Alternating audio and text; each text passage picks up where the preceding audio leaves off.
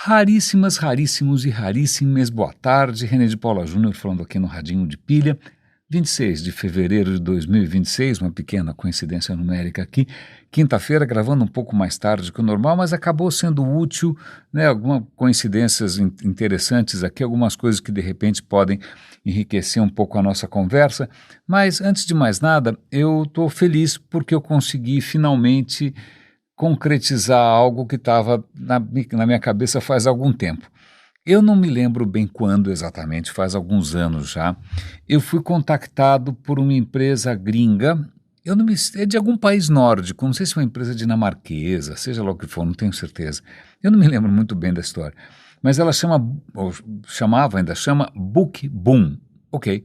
E eles me falaram o seguinte, olha, nós oferecemos para o mercado corporativo uma série de cursos, normalmente na forma de áudio, cursos só no formato de áudio, e a gente está pensando em entrar no mercado brasileiro e a gente está perguntando para você se você gostaria de produzir alguma coisa para a gente, isso vai ser disponibilizado na nossa plataforma, né, e você vai ganhar uma comissão em cima disso e a cada não sei quantos meses a gente te repassa a grana. Eu fiquei lisonjeado. Realmente eu não me lembro como isso tudo começou, como é que eles me acharam, eu não tenho a menor ideia. Mas de qualquer maneira eu falei, bom, o que eu posso fazer? E aí eu preparei um primeiro material que era uma coisa que eu já tinha feito um experimento antes, numa outra plataforma de e-learning, que chamava Eventuals, que eu não me lembro se existe ainda, era de alguns amigos lá da Local Web. Mas eu peguei um material que eu já tinha feito lá, eu falei, acho que essa ideia aqui pode ser boa, mas eu vou refazer. Eu repensei a história toda e acabei gravando 3 episódios, mais ou menos de 20 minutos, e disponibilizei lá com o título de Como Palestrar Like a Boss. Eu não sei se ainda essa é uma expressão, uma gíria ou alguma coisa que seja atual, de repente envelheceu, né, mas pelo menos alguns anos atrás acho que ainda fazia sentido, mas eu coloquei esse material lá, depois eu acabei me empolgando e fiz um material ainda mais longo, que qualquer hora dessa eu comento e depois eu vou ver o que eu faço com ele, mas vamos concentrar primeiro nesse curso de como palestrar. Por quê? Não que eu tenha alguma chave do sucesso, não tenho fórmula de nada. Acontece que eu fiz muito isso de maneira amadora, em primeiro lugar. Segundo, acabou virando parte da minha função, sobretudo quando eu estava no Yahoo e na Microsoft. Em terceiro lugar, porque eu acabei recebendo treinamento, né? Quando eu estava na Microsoft, todo mundo que tinha esse papel aí de porta-voz, que acabava se expondo, passou por a gente passou por um treinamento, por um workshop bastante interessante com o inglês, foi muito legal e, bom, em suma, eu queria de alguma maneira traduzir isso, empacotar de uma maneira que de repente possa ser útil, não é a última palavra, né? Provavelmente existem outros conselhos possíveis, não é nada infalível, mas, sobretudo, eu acho que acaba sendo um pouco a minha imagem e semelhança, porque não é nada formulaico, não são 3 passos, não é a narrativa, sei lá o que, do herói, não tem... Não. São basicamente algumas precauções, né? Em primeiro lugar, você tentar entender com quem você está falando, em segundo lugar, você também ter consciência do que você pretende deixar como impacto, em terceiro lugar, como é que você se prepara e como é que você se apresenta, porque tudo pode acontecer. Não estou falando aqui de criar um roteiro infalível, de fazer slides maravilhosos, na verdade, como eu opero.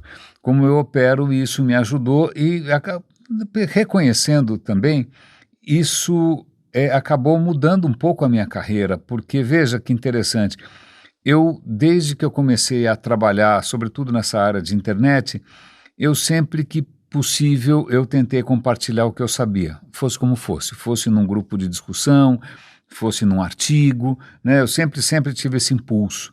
A partir de um certo momento, quando eu acho que essa coisa mais nerd, mais geek, começou a ganhar um pouco mais de corpo, começaram a surgir cada vez mais eventos, né, ligados à área da web, do digital. Tinha os fabulosos e memoráveis Encontros Nacionais de Web Design. Até vou dar um link para uma conversa bastante boa que eu registrei com a Adriana Mello, que coordenava, muitos de vocês devem lembrar da Adriana Mello, do Encontro Nacional de Web Design, que percorria várias cidades pelo Brasil e tal. Mas isso eu fazia não como nada profissional, eu fazia como era a minha maneira de retribuir aquilo que eu tinha aprendido também com outras pessoas. Então eu fazia isso de graça, eu fazia isso sem crachá nenhum, não estava fazendo propaganda de nada. Então isso sempre marcou a minha vida profissional, essa coisa paralela, que não tinha nenhuma preocupação com receita, com nada, era só um impulso meu de compartilhar conhecimento.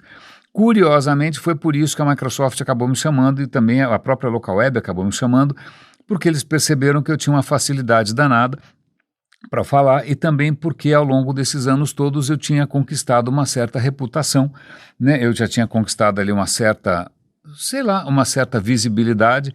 Então isso passou a ser um capital que eu fiz o possível para preservar, para jamais me vender, para não comprometer, para não, de repente, não jogar isso pela janela, ainda mais porque o que está em jogo ali não é só a minha imagem também, mas é a percepção de um monte de gente que investiu afeto, não é isso? E acabou se envolvendo com a história toda. Bom, em suma, pois bem, o fato de, alguma maneira, eu ter conseguido desenvolver ao longo do tempo algumas técnicas, ou pelo menos alguns fios condutores, ou algumas preocupações que me permitiram, de repente, me comunicar melhor, isso acabou mudando, dando uma guinada na minha carreira. Eu jamais imaginei que uma coisa que era paralela, que era praticamente um hobby meu, que era falar, etc. e tal, pudesse transformar no que a gente chama no mundo corporativo de job description, né? Um dos trabalhos que eu tinha na Microsoft era justamente me apresentar, era falar, na LocalWeb também, né? Eu era um dos porta-vozes, eu participava de eventos, eu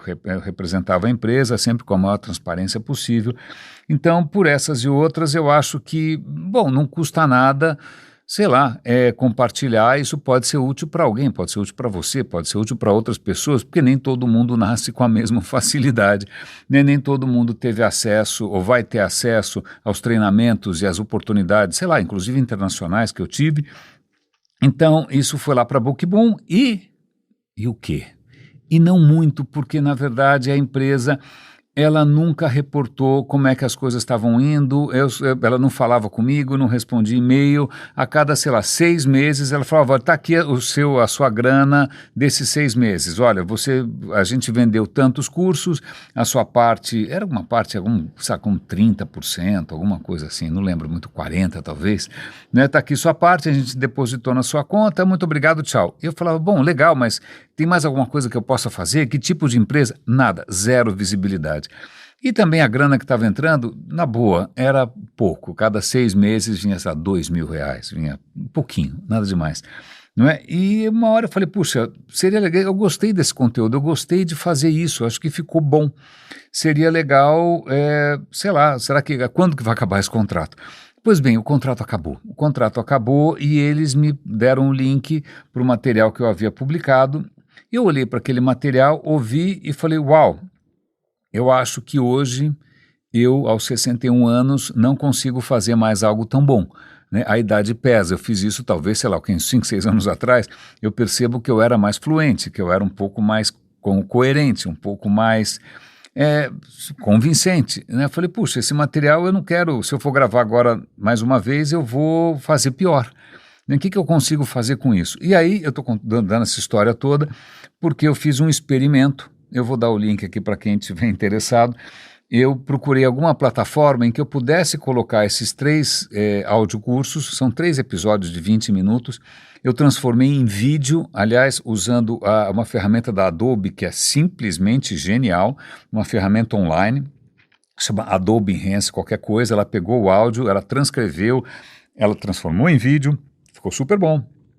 Aliás, o próprio áudio eu dei uma aprimorada usando a ferramenta da Adobe, não estou fazendo aqui jabá nem nada, mas é que se eu fosse fazer isso sozinho, eu talvez desistisse no meio, porque é muito trabalho. Então eu fiz isso numa tarde. não é? Então eu peguei esses 3 vídeos e falei, olha, eu quero colocar numa plataforma que não só seja pública, mas eu não quero botar isso atrás de nenhum paywall, eu não quero colocar isso condicionado a nada, mas eu quero uma plataforma em que caso a pessoa sinta, né, que valeu a pena e que aquilo ajudou, que ela possa contribuir com quanto ela quiser. Se ela ouvir os 3 episódios e não quiser pagar nada, tá ótimo, eu fico super feliz.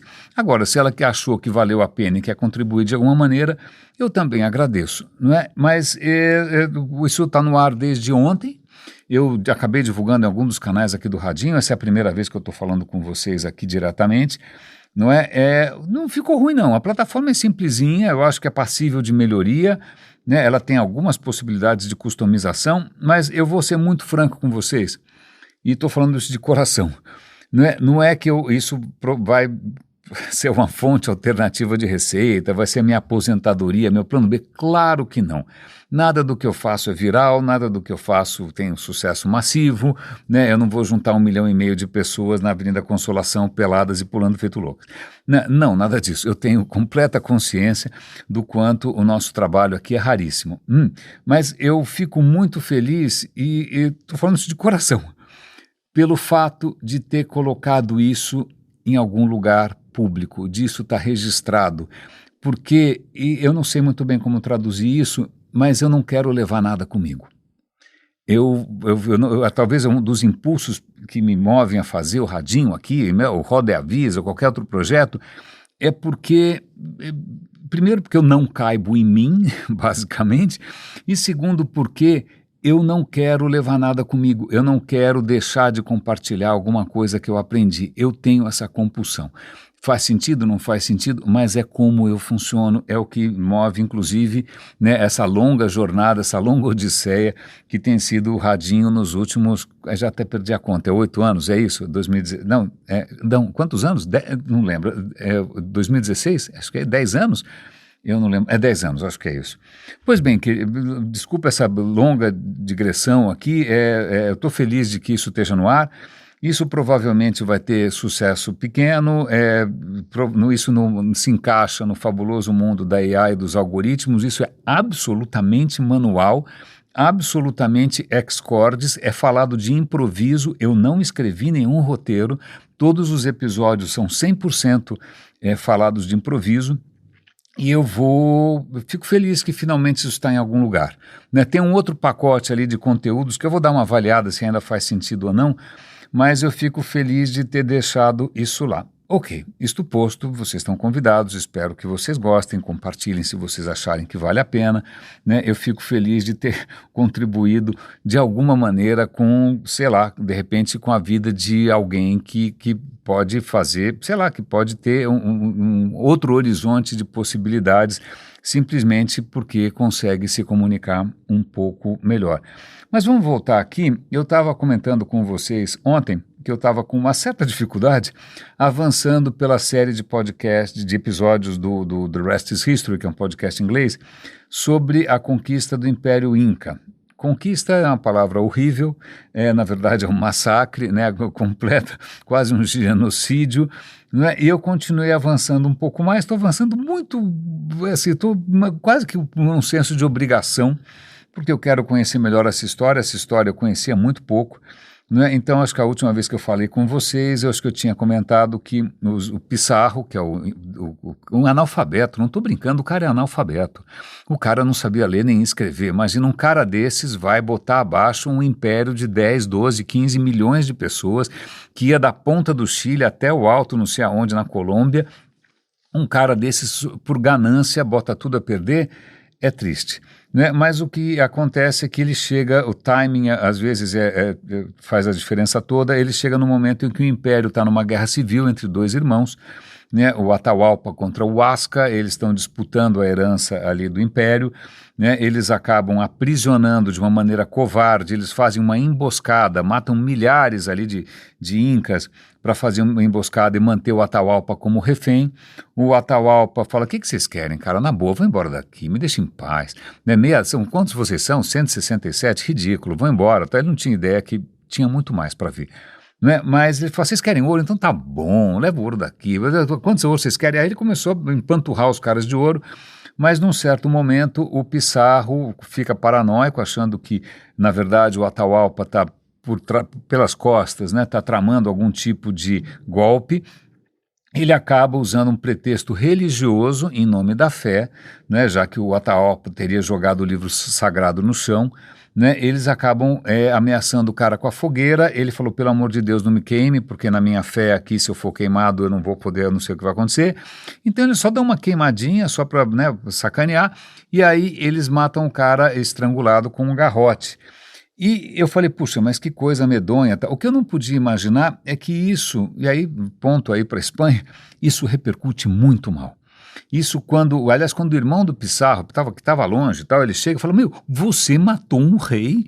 Você ficou completamente louco. Como é que você acha que isso vai repercutir na Espanha? E não precisa dizer, o irmão do Pissarro volta para a Espanha, volta para Madrid. Na verdade, o rei da Espanha não ficava em Madrid, ficava em Toledo, aliás, um belo destino turístico, vá para Toledo, por favor, é encantador, não é? E o rei estava em Toledo e fica transtornado, porque não por algum senso humanitário, não porque no fundo ele é um grande cristão, mas é porque se chama espírito de corpo, se chama solidariedade monárquica, porque você não pode matar rei nenhum.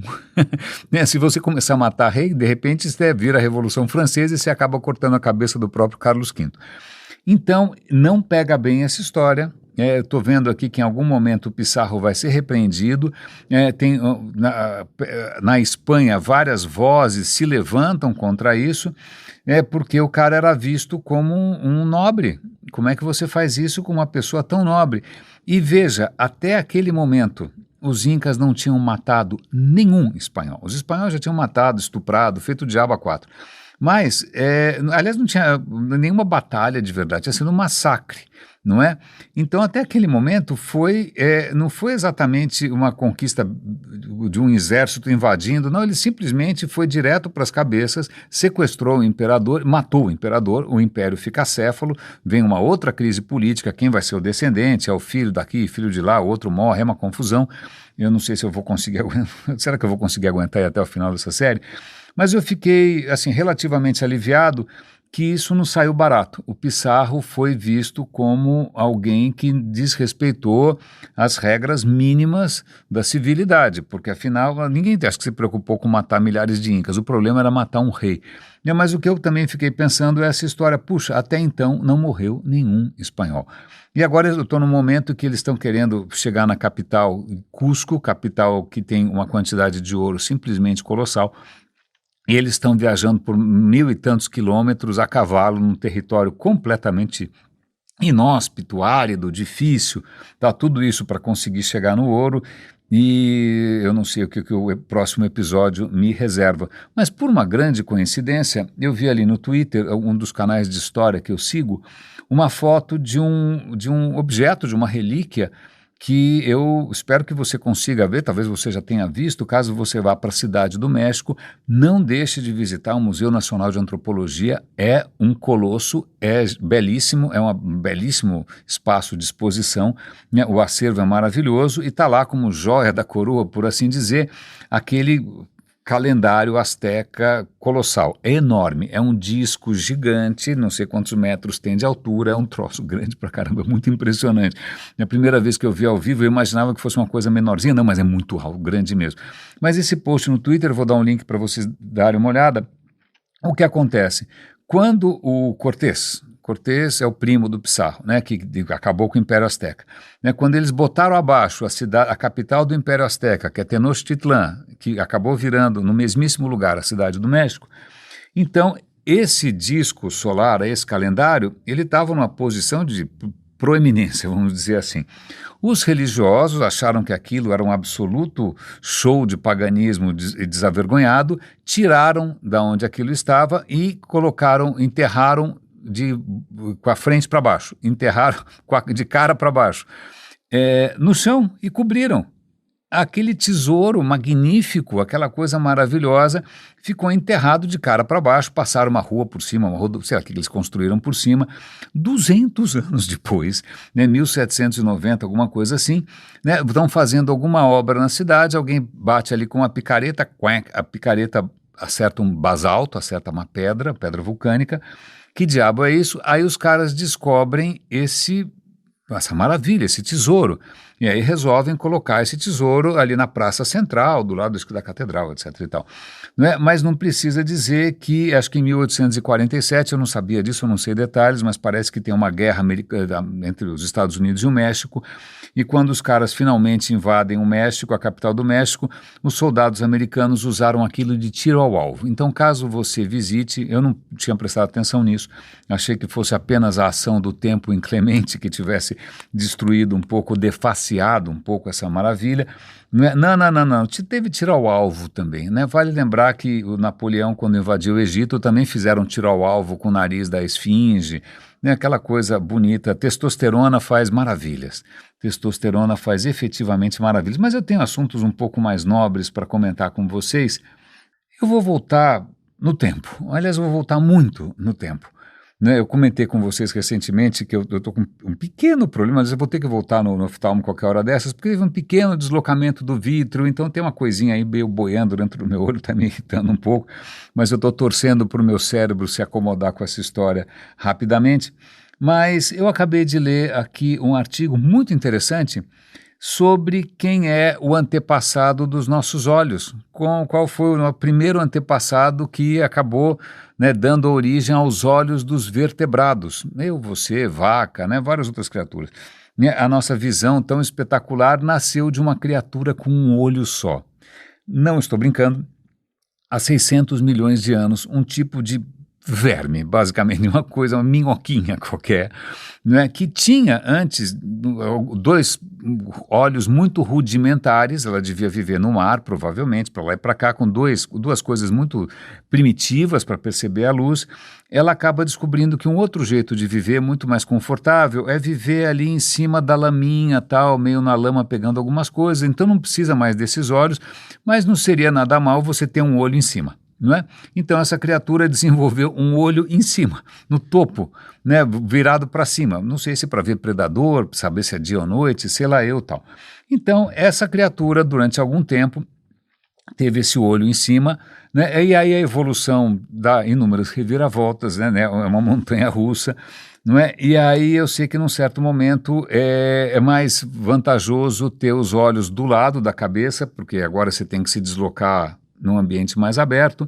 Então ela devagarinho, esse olho que estava lá em cima, no cucuruto, né, ele começa a praticamente, como hei de dizer assim, a retroceder, né, ele começa a involuir, bela palavra, né, enquanto ela evolui 2 olhos, um de cada lado. Certo. Essa criatura, há 600 milhões de anos, que começou com um olho em cima da cabeça, é o antepassado de todos os vertebrados, dos olhos dos vertebrados, e os cientistas estão felicíssimos, porque finalmente eles entendem o que eu nem sabia que ainda faltava entender, mas parece que agora tudo faz sentido, você começa a entender por que os nossos olhos, ao contrário, eu não tinha a menor ideia disso, mas por exemplo, insetos e artrópodes, o olho nasce da pele, da casca da pele e tal.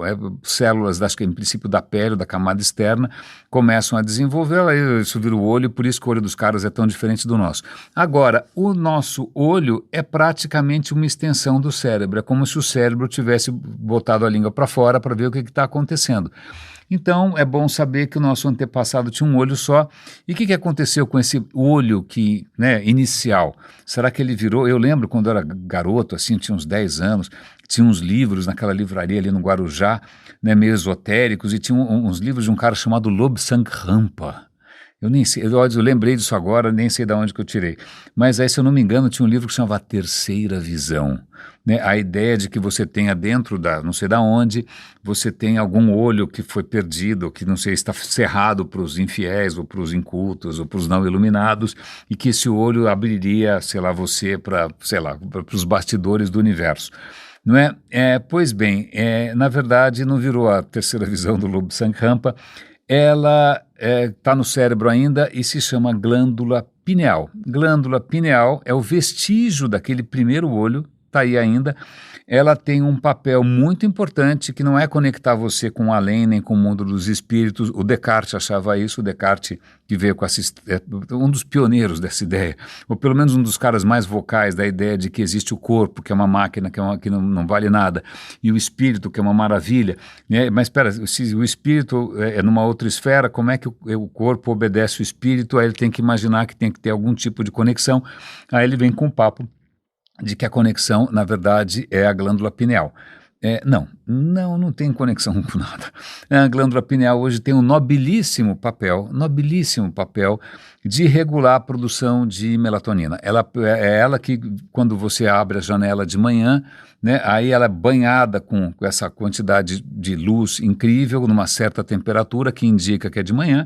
Então, pronto, fala, é de manhã. E aí ela ajuda a regular os ciclos do seu corpo. O seu corpo tem ciclos, né? O ciclo circadiano é ajustado, em parte, pela glândula pineal, porque ela percebe quando é mais claro, quando é mais escuro, e aí ela vai regulando, ou pelo menos regular porque isso é um bom gancho por uma coisa que é curioso. Eu não sei se vocês, mas vocês são mais novos, não sei, se vocês alguma vez já ouviram a expressão, não, olha, quando o telefone tocou eu estava no segundo sono. Eu me lembro disso. Aliás, eu sou perfeitamente capaz de falar isso sem mais nem menos, né? Olha, sei lá, quando o caminhão do lixo passou, eu estava no segundo sono. O que quer dizer o segundo sono? Não é a primeira vez que a gente menciona isso no Radinho, mas é que é um artigo novo, eu vou dar o link para vocês. Acontece que durante muito tempo, talvez ao longo da nossa evolução toda, alguns povos ainda originais têm esse comportamento, né? E isso persistiu durante, sei lá, a antiguidade, persistiu durante a Idade Média, né? A gente não dormia de uma deitada só. Não é que a gente deitava, sei lá, às 10 da noite e acordava às 6. Não, a gente, assim que o sol se punha, que escurecia, a gente, como as galinhas, né, a gente ia dormir e acordava de novo mais ou menos, meia-noite, acordava no meio da noite e de repente ia fazer alguma coisa, botar ordem na casa, ver se a vaca, eu não sei o que a vaca pode estar fazendo de noite, ou o cavalo, você pode eventualmente aproveitar a tranquilidade ali e fazer sexo, né, é uma boa pedida, né, e aí depois você dorme de novo. Então o sono, historicamente, e talvez do ponto de vista evolutivo, tenha sempre sido bifásico, né? O que me alivia, porque eu de uns tempos para cá, talvez seja a idade, a próstata, ou seja o que for, é muito comum que por volta, sei lá, no meio da noite eu acorde, faço um xixi e volto para a cama e durmo de novo. Não é? Mas agora eu não preciso me sentir culpado, porque parece que o nosso corpo evoluiu dessa maneira, o que talvez tenha, sei lá, mudado um pouco a expectativa ou o padrão. Foi, obviamente, o progresso técnico, que de repente você passa a ter velas e você não precisa mais dormir às 6 horas da tarde, você pode dormir a hora que você quiser, as velas e lamparinas e seja o que for, e depois a luz elétrica, e depois os computadores e os videogames e o celular, etc. e tal. E aí a gente não tem mais aquela obrigação de né, apagar assim que o sol se põe também. Não é? Mas é muito interessante, talvez se fique aí a dica, de repente, eu confesso que eu sinto sono cedo, felizmente o casal aqui tem isso em comum, nós dois dormimos cedo e acordamos cedo, né? Mesmo quando a gente está viajando, escureceu, volta para casa, ninguém está interessado em vida noturna, nightlife, baladas em geral, não, eu sou um tipo diurno, não é? Então isso pelo menos agora me consola quando eventualmente eu acordar no meio da noite. Quem sabe eu acordo, leio um pouquinho, tenho mais assunto para a gente falar aqui no Radinho, mas fica essa história aqui de que realmente a gente, talvez do ponto de vista evolutivo, a gente tenha sido preparado para dormir em 2 etapas. Tá aí também uma boa dica para você ter sexo com um pouco mais de tranquilidade. E já que eu mencionei aqui coisas que acabaram aparecendo meio que por acaso no meu feed do Twitter e tal, apareceu aqui, já a segunda vez que aparece um conteúdo parecido. Tinha aparecido ontem, eu não comentei com vocês, sobre um evento, eu falei tanto de eventos hoje, né? Um evento que aconteceu em 1939, né, em Nova York, no Madison Square Garden. E como é que era esse evento? Se você olhar uma foto, você vai achar que alguém trocou a legenda. porque a foto mostra um palco com bandeiras nazistas, né, várias pessoas no palco com uniformes nazistas, com suásticas, falando para uma multidão de 10 ou 20 mil pessoas num estádio lotado. Não, isso não era Munique, não era Nuremberg, não era Berlim, isso era Nova York, Madison Square Garden. Isso realmente aconteceu em 1939, uma organização chamada German American Bund, né, a Liga Alemã e Americana, que estava ali difundindo as ideias do nazismo.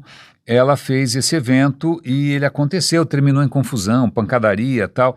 É lógico, isso não representa todos os americanos, mas isso aconteceu. Ok, isto posto, né, apareceu de novo hoje para mim, da mesma fonte, uma coisa que eu não sabia.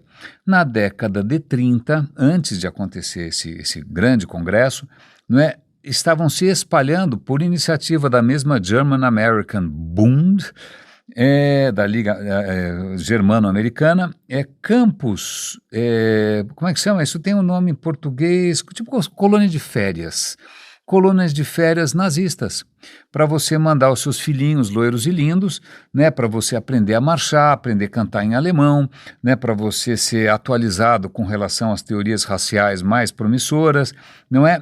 Então isso aconteceu.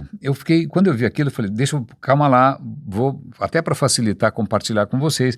Eu pedi para o ChatGPT sumarizar, ou pelo menos juntar as informações para a gente. É verdade, essa Liga Germano-Americana, ela criou campos dos Estados Unidos inteiro, que chegaram a ter, sei lá, 20, não sei quantos mil membros. É lógico que isso não era bem visto por todo mundo, né? Mas esse era o clima. E aí vale lembrar, é curioso porque essa conversa com o ChatGPT eu acabei me empolgando e ela acabou tomando rumos existenciais, eu já comento isso com você. Mas vale a pena lembrar que o Hitler talvez não tenha sido tão original assim. É lógico, ele levou a coisa ao extremo, né? Mas as primeiras leis de eugenia, né, elas são americanas, né? Eu comentei com vocês que semana passada, né, que o Galton, que era um cientista meio doido inglês, ele veio com essa ideia de que a espécie humana tem que ser melhorada, né, que a gente tem que de alguma maneira se livrar dos inferiores ou dos menos promissores. Então ele vem com essa ideia, ele cria o termo eugenia, que é você aprimorar a raça humana como você tenta aprimorar um rebanho de gado, sei lá do que, não é, de galinha, não sei. Então essas ideias fazem muito sucesso nos Estados Unidos e são os Estados Unidos os primeiros a terem leis raciais em cima da noção de eugenia. Em 1907 você já começa a ter lei racial e começa uma coisa absolutamente nefasta, que é a esterilização forçada de pessoas que eles consideravam incapazes. E aí tem uma citação ali, acho que de um juiz americano, seja o que for, um congressista, dizendo, olha, chega de 3 décadas de imbecis. Então a ideia é de que os imbecis... Não sei se, bom, eu estou pensando no Trump, mas deixa para lá, né, que os imbecis seriam um fardo para a sociedade, que a sociedade deveria investir no aprimoramento da raça. Então, portanto, essas pessoas eram internadas, não é, e elas eram forçosamente esterilizadas. Que pessoas?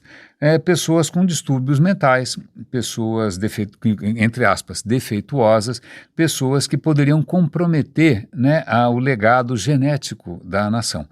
Os Estados Unidos são os primeiros, você tem isso, quando chega na década de 30, você tem 30 estados americanos fazendo isso, 30, não foi uma coisa pontual. O Hitler, quando chega no poder, não é? Ele acha isso maravilhoso, ele vai estudar as políticas de esterilização americanas, vai estudar as leis raciais e, obviamente, ele leva para um outro patamar. Mas aí, eu já estava de cabelo em pé, mas aí o ChatGPT acabou falando, olha, não vai pensar que isso é só coisa de americano e de alemão. Isso é uma coisa bastante disseminada. E ele vai me contar o que eu, infelizmente... não sabia, o que eu felizmente não sabia, melhor dizendo, que a Suécia provocou, provocar não é a palavra certa, né? Ela executou esterilizações forçadas até a década de 70. Até a década de 70, a Suécia, que parece paz e amor total, parece um país hippie, até a década de 70 ela esterilizava o que ela considerava incapazes. A Dinamarca também não está longe disso, a Finlândia não está, são dezenas de milhares. Eu acho que a Suécia esterilizou 60 mil pessoas, a Dinamarca algumas dezenas de milhares, a Dinamarca também fez uns programas também de assimilação racial com os que a gente chamava antes de esquimó, né, os inuits, esse é o nome da etnia, dos inuits, a Finlândia, sei lá, que Noruega. Então foi uma época bastante complicada em que algumas coisas inomináveis, até a década de 70, cara, eu estava vivo já, estavam sendo executadas em nome do bem comum. E aí, conversando ali com o nosso amigo ChatGPT, eu falei, olha, parece que eles entenderam Darwin ao contrário, né? Porque não é isso, não melhora a espécie, porque evolução não é, a busca de um ideal. Não existe, a noção de progresso é uma invenção humana, uma falácia, diga-se de passagem, a gente está vendo que não está funcionando muito, né? Mas é que é baseada numa ideia talvez judaico-cristã que se chama teleológica, né? Que no fim vai ser maravilhoso, no fim tudo vai dar certo, as coisas estão tudo caminhando para um mundo muito melhor, né? Isso é um pensamento teleológico, ou seja, você explica por aquilo que está distante, aquilo que está no fim. Certo? Certo. Não, erradíssimo, uma coisa completamente sem pé nem cabeça, porque não é assim que a evolução funciona. A evolução é cega, ela não quer nem saber de perfeição, ideal, nem de nada, né? Você vê uma espécie, tinha olho, abre mão do olho, faz um outro olho, depois muda de ideia, cria outros olhos, mas são diferentes, aí viram a gente, e assim vai.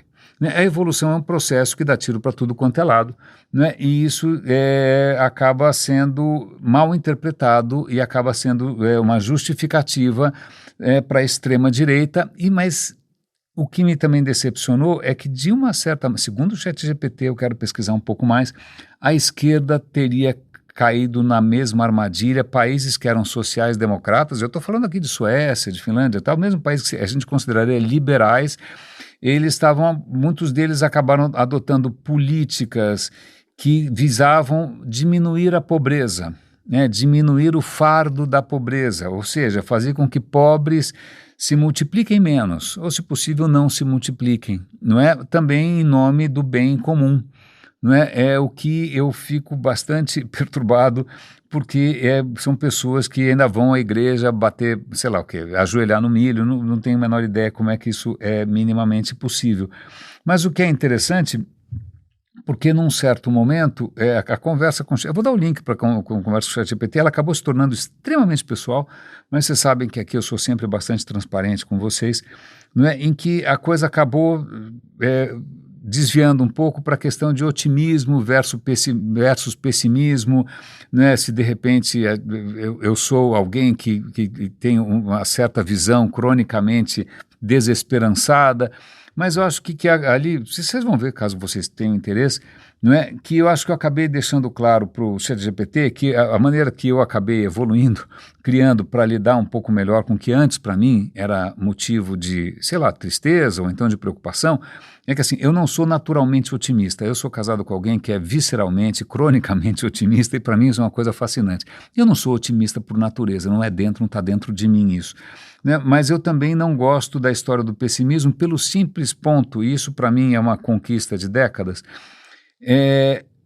de eu ter certeza que eu certamente estou errado, de que eu muito provavelmente estou errado, que muito provavelmente qualquer conclusão a qual eu cheguei, sobretudo as ruins, sobretudo as negativas, sobretudo as que poderiam me jogar, né, em pessimismo, depressão ou angústia, que elas podem estar completamente equivocadas, porque afinal é o que o meu cérebro está fazendo, é interpretando que, primeiro, o que acontece com o meu corpo, de repente meu corpo pode estar subitamente desbalanceado, né, de uma maneira instintiva, aí o cérebro vai criar alguma teoria de louco, né, ou paranoica ou depressiva para explicar isso, mas eu parto de dois princípios, eu não sei se isso pode ser útil para vocês. Eu parto primeiro de uma coisa um pouco mais racional, eu parto do princípio que eu posso estar perfeitamente enganado e que a qualquer momento pode acontecer alguma coisa, e não estou pensando em milagre, estou falando simplesmente pode acontecer alguma coisa que não estava no meu radar, para a qual eu não estava preparado e que pode me surpreender e que pode mudar completamente o jogo. Certo? É assim que eu tento não tirar conclusões muito nefastas, eu sempre parto do princípio que eu posso estar equivocado e é assim que a ciência também funciona. A ciência parte do princípio que a melhor conclusão que ela tiver é provisória. Né? E a segunda questão, que aliás o ChatGPT pela primeira vez ele começou a me sondar ali do ponto de vista psicológico, quando eu percebo que alguma coisa está me afetando internamente o meu estado de humor, eu tento me distanciar e encarar isso como se fosse um fenômeno meteorológico, como se fosse uma nuvem. Isso vai passar. isso pode passar, né? E tento me distanciar disso e não enxergar nisso nenhum sentido maior, nenhuma conspiração do universo, nenhuma ausência de significado da vida, né? Porque, aliás, isso é uma questão interessante. Eu vou dar o link para a última coisa que eu vou comentar aqui com vocês é um artigo de uma moça que fala, puxa, eu fui bastante educada, eu entendo bastante ciência, mas eu continuo sendo uma pessoa supersticiosa.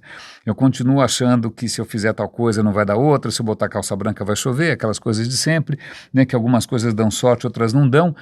E isso é, do ponto de vista evolutivo, perfeitamente compreensível. Durante muito tempo a gente não tinha noção do que está acontecendo. Mas aí a questão que é interessante é a seguinte, se você conseguisse, o que é impossível, né, ficar completamente livre, né, transcender essa condição de superstição, né, não precisar mais acreditar em sorte, em fé, em sei lá do que, destino, né, será que isso lança você num poço de desespero? Eu respondo não. Na verdade, não. Na verdade, tira um fardo dos ombros, né? A gente para de procurar explicação que não existe, a gente para de ver coisas que não estão em lugar nenhum, a gente para de sofrer à toa e quem sabe a gente se abre, que é o que eu estou tentando fazer, e é um esforço diário, é um processo, né, tentando ver que eu posso não estar vendo, provavelmente não estou vendo tudo, provavelmente há mais coisas por aí que desafiam o meu entendimento, que vão me obrigar inclusive a repensar, seja lá o que for que eu pensasse antes, e eu acho que na verdade esse talvez seja um dos espíritos do Radim. Raríssimas, raríssimos e raríssimos, obrigado pelo ombro aqui nesse grande desabafo, cuidem-se, um grande abraço e até amanhã.